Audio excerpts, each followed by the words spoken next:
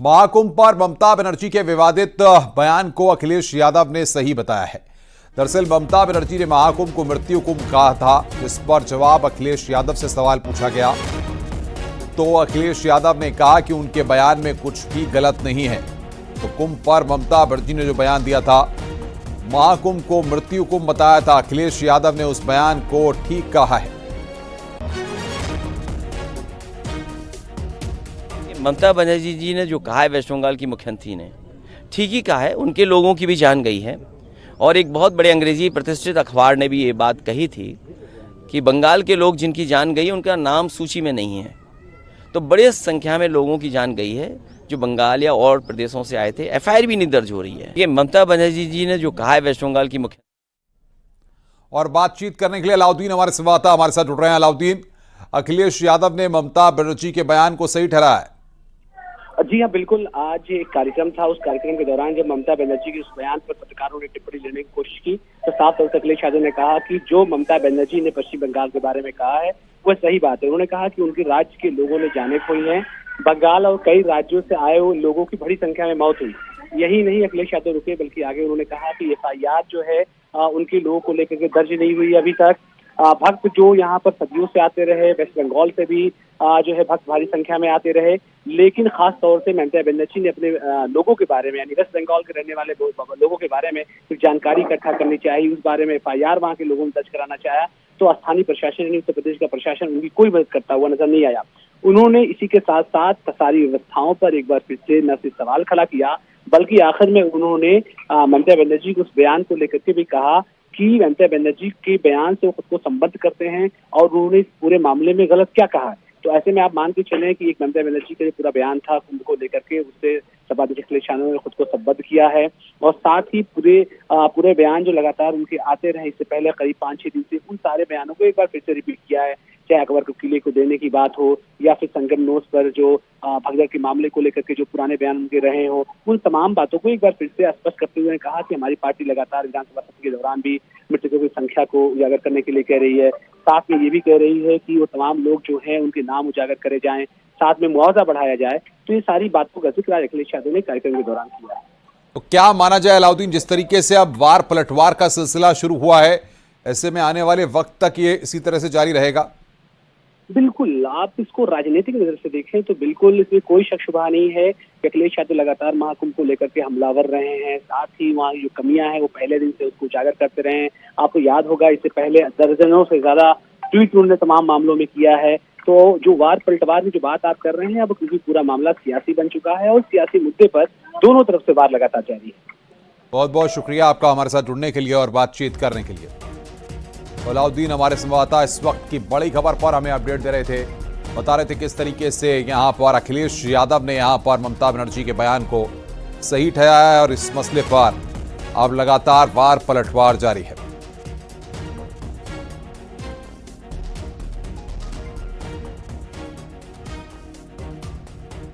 और इस वक्त बातचीत करने के लिए भारतीय जनता पार्टी के पूर्व सांसद सुब्रत पाठक हमारे साथ जुड़ गए हैं।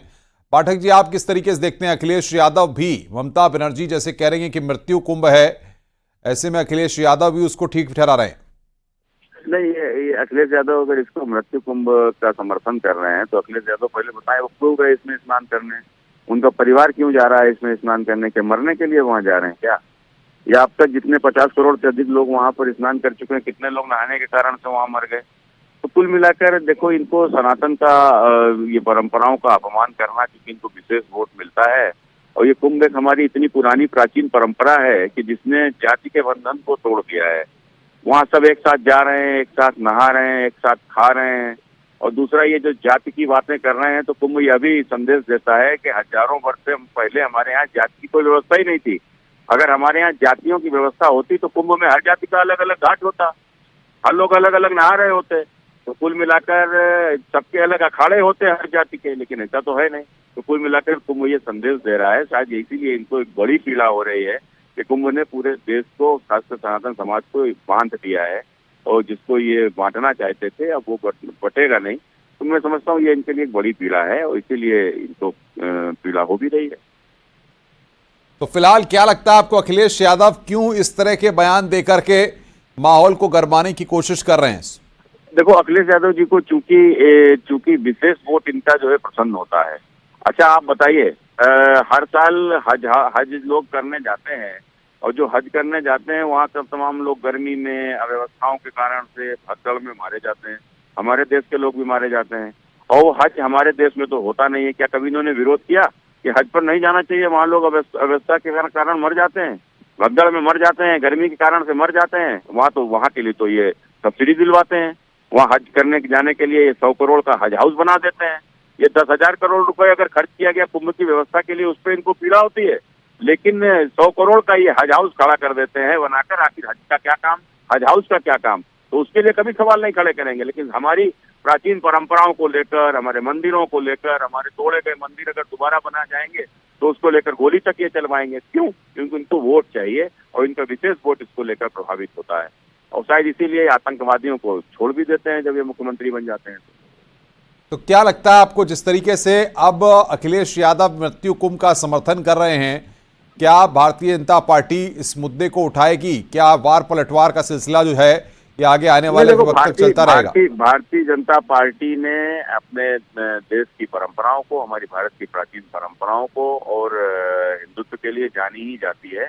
और चाहे आज राम मंदिर हो या जो भी विषय हमारी सरकार आने के बाद जो हल हुए हैं, खासकर हमारे देश से संबंधित राष्ट्रीय मुद्दे, तो ये तमाम सारे ऐसे मुद्दे, हमारे मंदिरों के मुद्दे जो हल हुए हैं, तो वो भाजपा तो इन सबको पहले से ही इनके ऊपर तैयार खड़ी है।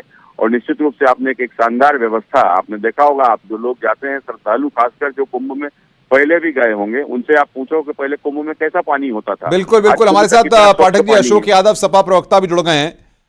अशोक यादव जी, क्या कहेंगे, क्यों आखिर अखिलेश यादव को लगता है ममता बनर्जी का बयान सही कि हाँ महाकुंभ जो है मृत्यु कुंभ है?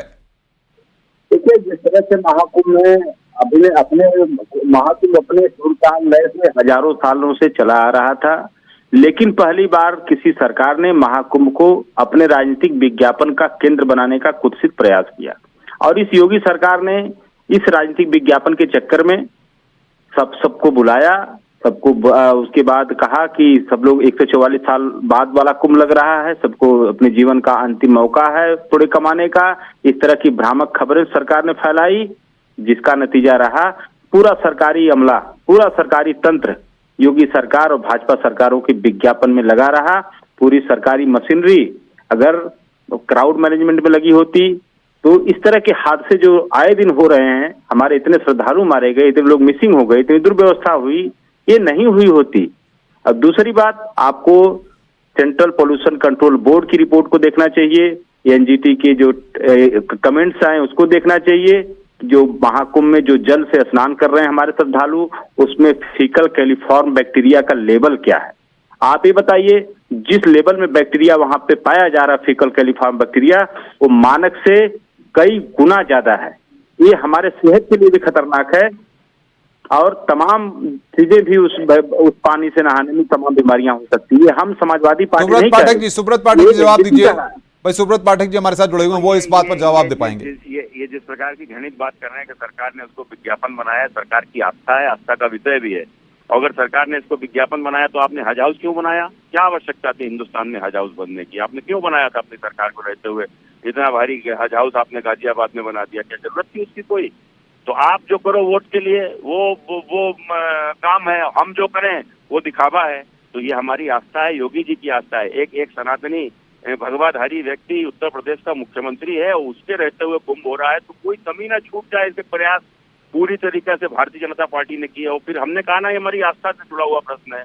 यदि हमने राम मंदिर बनाया तो निश्चित रूप से भव्य कुंभ कराना भी हमारी जिम्मेदारी है, हमारी नैतिक जिम्मेदारी है, और जिसको पूरा करने का काम हमारे पूज्य योगी आदित्यनाथ जी ने किया है, हमारे देश के प्रधानमंत्री यशस्वी नरेंद्र मोदी जी ने किया है। और इस कारण से जिनको भी पीड़ा हो रही है, हमें अच्छा लग रहा है उनकी पीड़ा को देखकर, और इस कुंभ के कारण से इनकी पीड़ा और भी बढ़े तो हमको और भी अच्छा लगेगा। अशोक यादव जी, देखिए, हम पाठक जी से निवेदन करेंगे कि कृपया हमारी पीड़ा का ध्यान न दें। हमारे श्रद्धालुओं के साथ जो पीड़ा हो रही है, जो उनकी मौतें हो रही हैं, जो उनके लोग मिसिंग हो रहे हैं, जो माँ गंगा को पीड़ा हो रही है, कृपया उस पीड़ा पर ध्यान दें। अभी उन्होंने कहा कि भगवाधारी मुख्यमंत्री, तो लोगों को इस बात की उम्मीद थी कि भगवाधारी मुख्यमंत्री अगर हुए हैं तो कम से कम माँ गंगा के सफाई अभियान का पैसा उनके रिजीम में लूटा नहीं जाएगा। लेकिन जिस बात को हम लोग कहते थे उसी बात को एनजीटी और सेंट्रल पोल्यूशन कंट्रोल बोर्ड ने बोला कि माँ गंगा के सफाई अभियान को उचित तरह से नहीं किया गया, जिसकी वजह से आज कंटामिनेटेड वाटर माँ गंगा में आ रहा है। उसी कंटामिनेटेड और फीकल वाटर से लोग स्नान करने पर तो मजबूर हो रहे हैं। आई भारतीय जनता पार्टी क्यों श्रद्धालुओं की आस्था के साथ खिलवाड़ करती, मेरे समझ नहीं आता। महाकुंभ में करोड़ों लोग आए और उनको मल मूत्र वाले जल से नहला दिया। अभी भगवान राम के मंदिर का उद्घाटन था, उसमें चर्बी वाला लड्डू सबको खिला दिया। तो ये भाजपाई लोग श्रद्धालुओं की आस्था के साथ क्यों खिलवाड़ कर रहे हैं? बहुत शुक्रिया अशोक यादव जी आपका, सुब्रत पाठक जी आपका बहुत बहुत शुक्रिया हमारे साथ जुड़ने के लिए और बातचीत करने के लिए। पश्चिम बंगाल की मुख्यमंत्री ममता बनर्जी के महाकुंभ पर दिए विवादित बयान पर यूपी के डिप्टी सीएम ब्रजेश पाठक ने भी निशाना साधा। उन्होंने समाजवादी पार्टी और कांग्रेस पर भी हमला बोला। मुस्लिमों को खुश करने के लिए सनातन धर्म पर अनाप शनाप बयानबाजी विपक्षी नेता कर रहे हैं। समय आने पर जनता इसका मुंहतोड़ जवाब देगी और पश्चिम बंगाल में तो ममता बनर्जी का सुपड़ा साफ हो जाएगा। सर, सपा के वरिष्ठ नेता शिवपाल सिंह यादव कह रहे हैं गंगा में जो है बैक्टीरिया बढ़ गया है। देखिए, समाजवादी पार्टी के नेता हों, कांग्रेस के नेता हों या विपक्षी दल हों, केवल अल्पसंख्यकों को खासकर मुस्लिमों को खुश करने के लिए वोट की पॉलिटिक्स के तहत इस प्रकार की बयानबाजी कर रहे हैं। सनातन धर्म के लोग, भारत के लोग इसे कभी स्वीकार नहीं करेंगे। आने वाले समय में इनको खामियाजा भुगतना पड़ेगा। इन्हें देश की जनता से माफी मांगनी चाहिए। महाकुंभ को लेकर पश्चिम बंगाल की मुख्यमंत्री ममता बनर्जी के विवादित बयान पर अयोध्या के साधु संत भी नाराज हैं। मुख्यमंत्री अपने राज्य को पूरी तरह से रोहिंग्या बांग्लादेशी आतंकियों को बसा चुकी हैं, जहां पर अनुमानित 3 से 4 करोड़ बांग्लादेशी बसे हुए हैं। और वो अनाप शनाप जो बक रही हैं वो खाली मुस्लिम जो वोटर उन्होंने बना रखे हैं अवैध रूप से। आपको बता दें कि पिछली लोकसभा चुनाव के बाद वहाँ में जो भाजपा के विपक्ष के नेता है शुभेंदु अधिकारी ने कहा कि 50 लाख से अधिक लोग मतदान नहीं कर पाए, तो वो उन्हीं वोटरों को खुश कर रही हैं। हिंदू सनातनी जो महाकुंभ में अपनी आस्था रखता है कदापि भी माफ़ नहीं करेगा। और मैं मानता हूं कि आने वाले समय में टीएमसी अपना राजनीतिक अस्तित्व समाप्त कर लेगी, अपनी पहचान को खो देंगी ममता बनर्जी। जो सनातनी आज 60 करोड़ लोग लगभग पूर्ण हो चुके हैं महाकुंभ त्रिवेणी संगम में स्नान करके, और जिस प्रकार से ये पाप कर रही हैं, चाहे वो ममता बनर्जी हों, चाहे हमारे उत्तर प्रदेश के पूर्व मुख्यमंत्री और समाजवादी पार्टी के मुखिया अखिलेश यादव हों, अन्य कोई भी मतांतर का नेता हो, वो सारे लोग इस पाप से कभी उभर नहीं पाएंगे।